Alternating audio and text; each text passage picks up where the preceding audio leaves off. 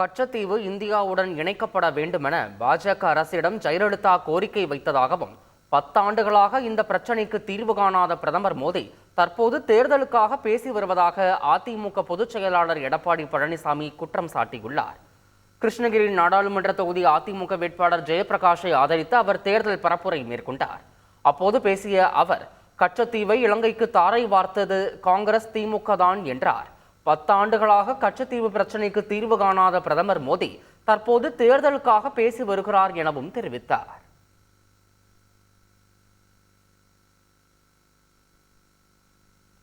தமிழ்நாட்டுக்கு அருகில் இருக்கின்ற கச்சத்தீவை இலங்கைக்கு தாரை வார்த்தது காங்கிரஸ் கட்சியும் திமுக கட்சியும். ஆனால் அதை தடுத்து நிறுத்துவதற்கு நம்முடைய இளைஞர் புரட்சி தலைவி அம்மா அவர்கள் எவ்வளவோ முயற்சி செய்தார்கள்.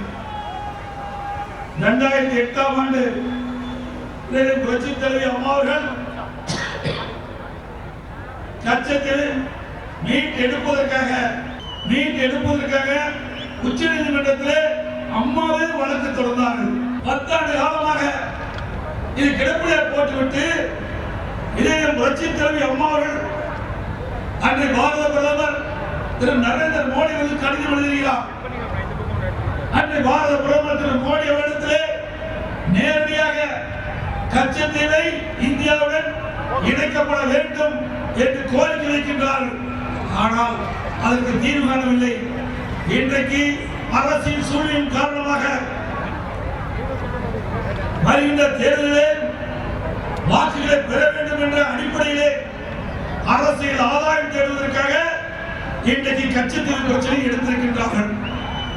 உண்மையிலேயே கச்சத்தீவை மீட்டெடுப்பதற்கு போராடிக்கொண்டு இருந்த ஒரே கட்சி அனைத்து இந்திய அண்ணா திராவிட முன்னேற்ற கட்சி.